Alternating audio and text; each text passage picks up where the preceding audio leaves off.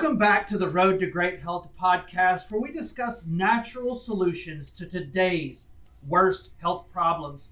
I'm Dr. Kevin Linderman from Dr. Kevin's Wellness Clinic here in South Louisiana, and I'm joined by my mentor, Dr. Rob DiMartino from Las Vegas, Nevada. Doc, welcome back. How's it going today? Always look forward to these. I'm having a good day. How about you? Yeah, me too, man. So we discussed thyroid quite a bit last week. And we got a lot of questions on Hoshimoto's and a lot of questions on autoimmune. And so, we were talking about it. We just thought we would do a whole podcast on autoimmune for you guys today. So that's going to be the subject. And autoimmune is skyrocketing in America, and it has been for a while now. And so I feel not as enough is being done in the medical community to help these folks. Doc, would you agree? Oh yeah, and it's almost backwards, right? They have nowhere to go, and it's becoming the epidemic of our time. Correct. Yeah, and in the medical field, it's like, well, it's just there's nothing you can do about it. You're going to have to live with it. We could just treat the symptoms. Yeah, it's like nails on a chalkboard to me, and just because. But it does become, it puts us in this really difficult scenario because you have everybody on the conventional centralized medicine side saying there's nothing you could do about it. Then you have everything on the internet saying there's nothing you could do about it. Then all of a sudden here we come out of left field going, oh, there's lots of stuff that you can do about it. And to the point of where you can get to like heavy duty reversals, like we have our expectation to see antibodies go away. And right. So now here we come out of left field saying these things, and it's like, well, immediately everybody's BS meter goes like flying off. And I get it, especially in today's world where we're in this like giant trust desert where everybody's got an opinion. Right. But hopefully as we go through today and we start like really defining terms and start talking about certain ideologies, it's really obvious what the disconnect between those two things are. And once you know that, you can't unsee it. But it's not getting talked about nearly enough, and that was probably why we got so many questions around the whole Hashimoto's autoimmune thing. Yeah, I was talking to a patient just yesterday about this, and I was like, our expectation is these antibodies go away. And, their BS meter, of course, went up, and they're like, that's not possible. Well, let me show you one. Yeah. Here's an example of a patient just this week that we had antibodies go away. And the key with all of that is if you know how to play the game and you know why those antibodies are there, which you've taught me, we can actually achieve some really amazing things for these autoimmune patients. And I just wish more people knew about it that are struggling with autoimmune. Yeah, especially, and I think it's starting to get obviously more attention just because there's so many people diagnosed with it. But it doesn't even really get its due attention because obviously, neurological problems are exploding. Heart disease is still the number one killer of Americans. Cancer is obviously exploding. They're saying by 2030, 1 in 2 people will have cancers.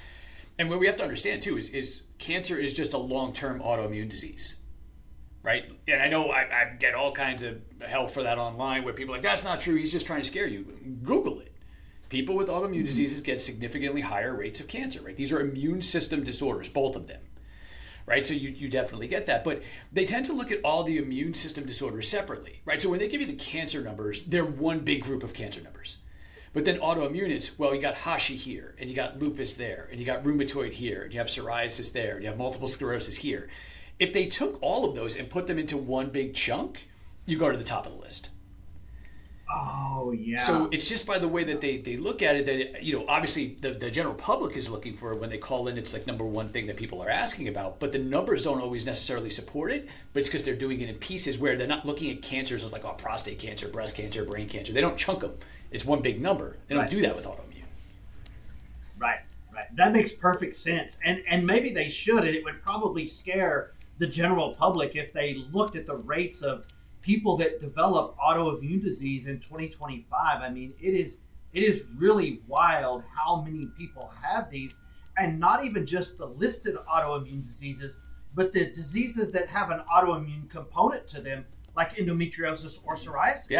There's well over 100 now. There's well over 100, close to, before it was a rare thing. Now we're well over 100 diseases that are either primary or, like you said, secondary, have some sort of component that is autoimmune. And Doc, I think you told me one time, typically in the medical field, when they say they look for autoimmune on blood work, they really look for two, right? Yeah, they'll look to see if you have ANA antibodies, which is typically what lupus will fall into their range of, or rheumatoid. The guy who broke my office record for the most autoimmune diseases in one patient, he had 17 different antibodies against 70 different targets, came to me and said, I'm not autoimmune. They checked me for that and I don't have it. Now, when we ran everything else, we found the 17 other places where he was autoimmune, but the two that they checked for, they were negative. I mean, I guess to be fair. Yeah. But, I mean, to say that, I was like, are you sure? He's like, oh, yeah, they checked it for me. I'm like, can I see those tests? And I was like, well, they just checked for these two things, and your symptoms don't even match that. And then when we looked, it was just this bevy of autoimmune problems, including Hashimoto's was on the list for sure. Yeah, I think the blood work panel you developed for us, I think is like 20-something, 26 different autoimmune diseases we test for. Yeah, it looks for all these different antibodies. Right, and there are some that are rare, but there are some that are fairly common as well. And for those of you listening that might not even understand what we mean by autoimmune conditions are where your immune system is attacking your own tissue. It's the body attacking itself, autoimmune. And so it's not an uncommon thing. Not in today's world. I mean, we live the perfect lifestyle to create some of these type of problems. So it's not, scientifically, it's not shocking to see them go up. But like we'll get into here in just a little bit, in ideology is so much of the confusion around it is that when we use terms like attacking, which is again what you're going to see when you look online, it's just using the wrong words. You know, I'm big on words. I think words are important of the way we use them. I think that's the general disconnect because you got the doctors telling them, oh, you're attacking, your body's stupid and attacking itself. Right. And when we start to really define those things, you know, I don't know if you want to get to that yet, but that's kind of, I think, really where once you start reframing those things, it becomes painfully obvious. But then it also becomes painfully obvious by what they do doesn't work. Right. Like you were talking about last time we were studying with you in Vegas is, you know, in the medical community, there's so many times they look at it, the body is stupid and doing things for no reason. Oh, your body's stupid, it's raising your blood pressure again. Oh, your body's stupid, it's raising your blood sugar. And in the functional wellness community, we really don't think the body is stupid. We think the body is doing the best it can with the real crappy hand that it's been dealt. Yeah. And we just got to deal it a better hand, right? Yeah, realistically, like the ideology of pathology, like pathology doesn't even really exist. It's just adaptive biology, right? Your body has to do something, right? We talked about it in the last one. Why would your body do that, right? You have to change the framing of it. Not that it's dumb and it's made this mistake. It's, well, why would it do that? You know, it's trying to, it has to do it because it doesn't have this, or it needs to do it to offset that. Or, you know, with blood pressure, half the time is you have to raise the blood pressure to get the blood up to your head. If your blood's too thick, right? If you got diabetes, your blood's too thick. Okay, so you need more pressure. Like think about like drinking water through a straw or trying to drink maple syrup through a straw. Do you have to generate more pressure to drink the syrup? Yeah, so you have to generate more pressure to push the blood to your head. So arbitrarily being your body stupid and lowering your blood pressure means that, yeah, your blood pressure goes lower, but you don't get the blood to your head. Right? So again, it's always these short-sighted ideologies of all of that. And again, you have to change that thinking to why would it do that? And what's the adaptive physiology? Why is that happening? And it's so much so with autoimmune is that it's not stupid and attacking. It's trying to help you. You just have to help it solve the problem. Right. And so our program is really driven by the question, why is your body doing that? And how can we help it do something better? And that's especially true with autoimmune. Yeah, so to get into that too, so we're talking about wordsmithing a bit, right? So your body is stupid. That's the first part. It's made a mistake, right? It's incorrect. And it's attacking, second part, healthy tissue, third part. Where the reality of it is your body is trying to heal damaged tissue. It's not stupid and attacking for no, it's not, well, that's wrong and I'm going to attack it, or I attacked the wrong thing. It's not doing that. It's trying to repair certain functions that aren't working properly. So, but what causes that huge disconnect is the target of what the community, the medical community thinks causes it is not what causes it. Okay, it's the way we were taught, what you and I were both taught what it was. It's the way they still teach it now. We know scientifically that it's not that. So in painful simplicity, inside of your cells, there's a lot of stuff. But for our purposes here for this conversation, there's two things we need to talk about. You have the nucleus of your cell.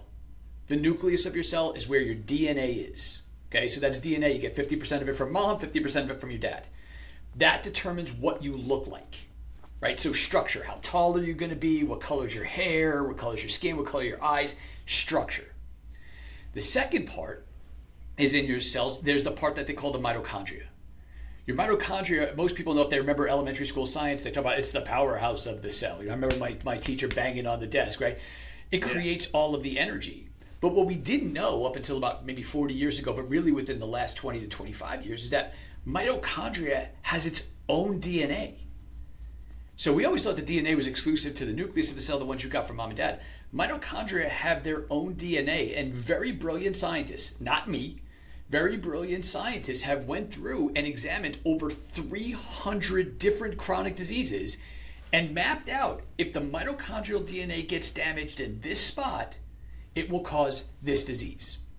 If it gets damaged in this spot at this percentage amount, you'll get this disease.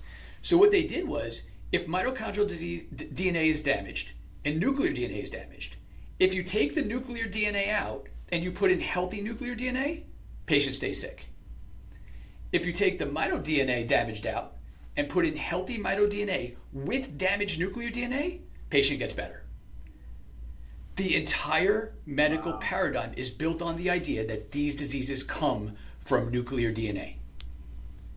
Right? That's why they was like, oh, it's genetic. Right? Everything is quick. Oh, you high blood pressure, genetic. Everything's genetic. It's not from there. So I don't care how many treatments they develop. I don't care how well they get at treating nuclear DNA. If it is the wrong target, it will never work. It may help symptoms, but it will never actually fix the problem. And throwing more money at it, it's not that we haven't spent enough money on this. I mean, we spent an absurd amount of money on this, right? Spending more money on this will never fix it, because if your target's wrong, you're never going to hit that target. So people always ask me, like, well, why did my doctor tell me this? Painfully, it's not the way we're taught.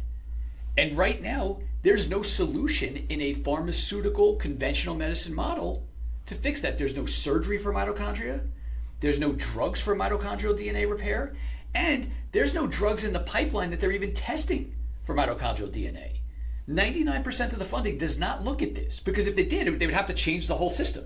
The entire system would collapse upon itself. So no matter what we do, all of a sudden, when you change the target, you say, okay, now it's your body's trying to heal the mitochondrial DNA that's damaged. In order to make immune system disorders go away, if you help it fix that problem, if you can help the body repair that mitochondrial DNA, guess what? Antibodies go away. And all the antibodies is your immune system sticking at things saying, hey, we got to fix this and we're having trouble. Right? All of a sudden, you help it solve the problem, it goes away. And it's literally, from a conceptual standpoint, that simple of a flip. That's amazing. That's such a profound idea and concept. And I know you've been talking to us about this when we come and study with you in Vegas for years, and I think I'm finally starting to understand the depth of, a lot of these conditions boil down to the mitochondria, and just trying to solve mitochondrial dysfunction and try to stimulate mitochondrial repair. And the cool thing about that is they don't have anything in medicine to do that. We have lots of things to do that in the functional medicine, functional wellness field. We do, and that's why I said it's no matter how people say, well, I'm going to go back to my doctor and ask him about this. I'm like, look, you can, but at the end of the day, even if they say, wow, that's absolutely correct, it doesn't mean that then they have a solution, because if it's in that tool bag of pharmaceuticals or surgicals, there's just nothing there. And to be really bold and ruffle some feathers, I've had issue with natural medicine doctors as well within this, because when it comes down to this, a lot of the times they just pitch the solution of, well, we just give vitamins, right? It's a nutritional thing. And I will tell you, there is a percentage of time that will work. But think of mitochondria like an engine, right? Like your car engine. Does it need fuel? Yes, it does. Of course it needs fuel, right? Your car doesn't run without gasoline, right? You need some fuel. But the vast majority of these autoimmune problems, and I'm going to tell you that's probably around 66% to about 88% of these people, they have a structural problem with their mitochondria. the structure is damaged. It is not a fuel problem. So in my car analogy, no one's going to have their check engine light come on and be like, oh, I know how to fix this. I'm going to go to the gas station and spend more money on more expensive gasoline. Right? It's not a fuel problem if your check engine light comes on. It's a structural problem with your engine. You got to take it to an expert, and then your mechanic fixes the engine. Now, there are some people who are putting the wrong fuel in their engine. So we do agree, like premium fuel in a premium engine is a smart idea. But even a subpar engine will work with subpar fuel. A fantastic engine will work with subpar fuel. But premium fuel will never fix a broken engine. And that's where so many people with autoimmune disease get frustrated and stuck when they enter into the functional medicine world, because they just get bags of supplements, and maybe it takes some of the edge off, same way the medications does. Maybe it helps a little bit, but it doesn't solve the problem. A lot of functional medicine doctors that I learned from in the beginning of my career told me, oh, that can't go away. I was like, that doesn't make sense. Like, the body can heal. Like, why can't that go away? It's because it wasn't a chemical fuel problem. It was a structural problem. So you need to have tools to be able to fix both. Truth be told, people are like, well, I fixed mine with diet. Yeah, I know. That's why you never called me, because you never had to get there. I always tell people, try that first. Don't call me first. Try that first. But if it's a structural problem, again, it's like a pinched nerve. No one's going to say, I'm going to take this vitamin and it's going to stop this nerve from getting crushed. Right? It's an illogical concept.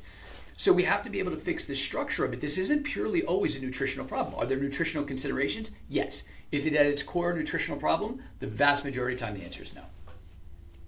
Yeah, and that's so fascinating.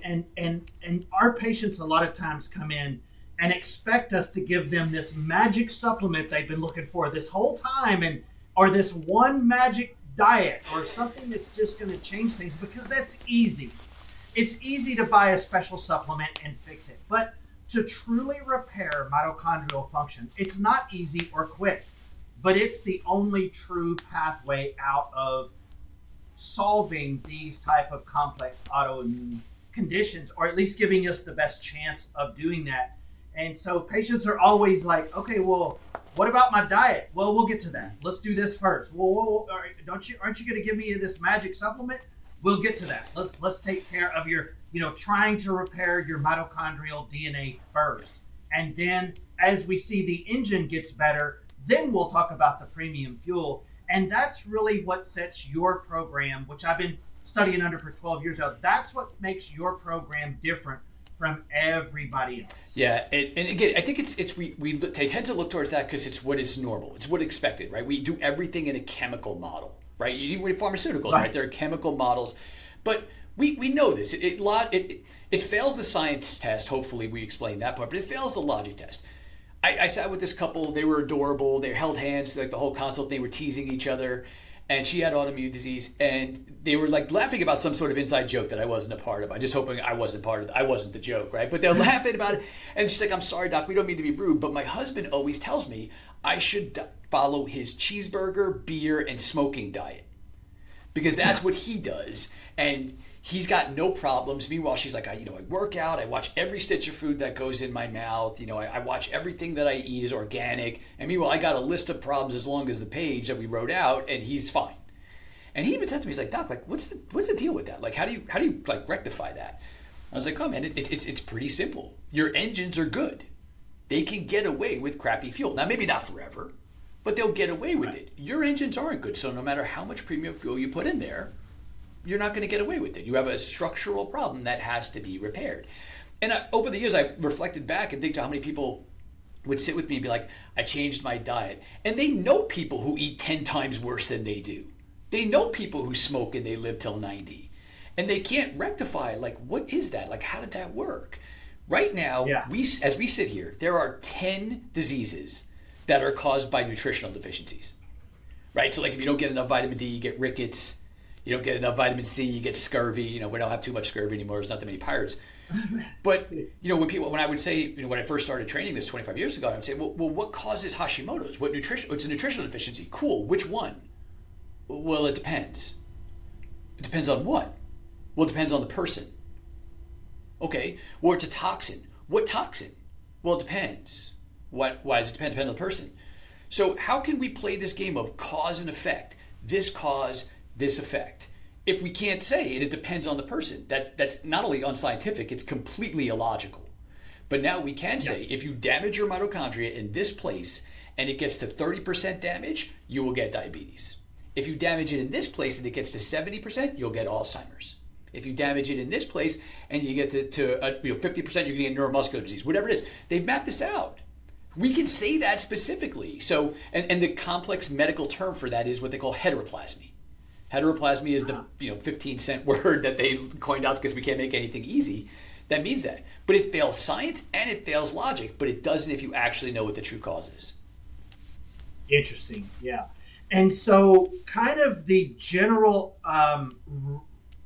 synopsis of what we're saying with autoimmune is that it's not your immune system making a mistake and attacking healthy tissue. It's the immune system looking at unhealthy tissue and going, that's not good. We need to go clean that up. We need to go fix that. But that's all the tissue that's there. That's the only tissue it's looking at. There is no good tissue for it not to attack. And so you end up with this cycle of, as the cells are replicated worse, the immune system keeps reacting more and more. Is that pretty much the correct way of looking at it? Pretty much. So think of it this way again from another viewpoint. We have the greatest immune suppressive drugs in the world, right? And we need them sometimes, to be fair, right? Like, I'm not completely anti-medical or anti-pharmaceutical because there's times and places, right? If somebody has to have an organ transplant, which can be a life-saving event, right? They have to be on immune suppressors because the body will reject the organ. So we could take people's immune systems down to zero if we were so inclined. But if we do that, does that make the autoimmune disease go away?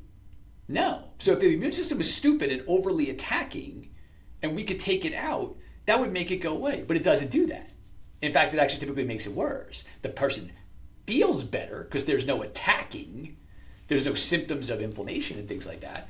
But it actually traditionally makes it worse. So the whole ideology here is it's that wrong target. They think that it's attacking healthy tissue because they're looking at the part of the cell and that part may be okay. And they're saying, well, that's healthy. That must be what it's attacking. But we know it's attacking over here, but it's not attacking. It's trying to heal. This is a healing response. It's not stupid. It's trying to fix it. The only reason we think it's stupid is because we think it's attacking that, and that's healthy, but it's trying to fix that, but that's unhealthy, but we're not looking there. So it's kind of like the magician with the sleight of hand. Right, exactly. And so I'm just so glad that all of this new research on the mitochondrial DNA is coming out, and we're really starting to figure out some of the keys to try to help these people. And so I'm just so glad that we're able to get the word out to people that are struggling with things like this, because it's just so needed. I mean, these folks are suffering, and a lot of what they do in the medical field to suppress this inflammatory reaction, it does make them feel better. But it's only temporary. If you talk to anybody that's done that for a while, yeah, it makes them feel better for a little while, but the reaction is still taking place. The DNA is still bad. The mitochondria are still dysfunctional. And that's going to lead to other problems, like cell mutation and even worse problems from there. Again, not to be too ruffling feathers here, but when the DNA damages and the mitochondria damages, it shoots off flares basically saying, hey, we're hurt and we need help here. That is the different types of inflammation that they make all these drugs to combat. So if anything, now, does that inflammation make you feel good? No, of course it doesn't. It's trying to alert your body. It's no different than if you touch something hot, you get a pain signal that says, hey, move your hand. You're about to burn your skin right off, right? It hurts, but it's a signal. Your cells are trying to signal to your immune system, hey, I have a problem, and the problem is here. But instead, we're taking meds to actually stop that signal. So that's like me calling 911 and then someone disconnecting my phone. Yeah, 911 doesn't get bothered, but at the end of the day, I still have the crisis. So as the damage gets worse and not repaired and this problem cycles out of control, now they got to take more medication. Now, like you said, those medications that they've taken for short term don't work. They have to try just different ones. Because the problem just spreads, all you're doing is silencing the body's ability to call for help. Yeah, 911's okay, but your house is still on fire. You're still in trouble, but they're not bothered. Right. Right. Exactly. Well, man, I just find all of this so fascinating, Doc, and just what I've learned from you over autoimmune and all these other chronic diseases over the last 12 years it's really been a life-changing thing for me and for so many of my patients and the other doctors that follow you from all around the world. I mean, you're doing amazing work, and you're the one that dug into all of this and figured all of this stuff out. We're just the ones that try to learn from you to understand at least half of it along the way. And so thank you so much for sharing all that with us today. And for those of you listening, thank you guys so much for listening. And I want to make sure that you catch our future podcasts on our road to great health. And so, Doc, once again, thanks a lot. And to our audience, thanks for listening. We'll see you guys next time.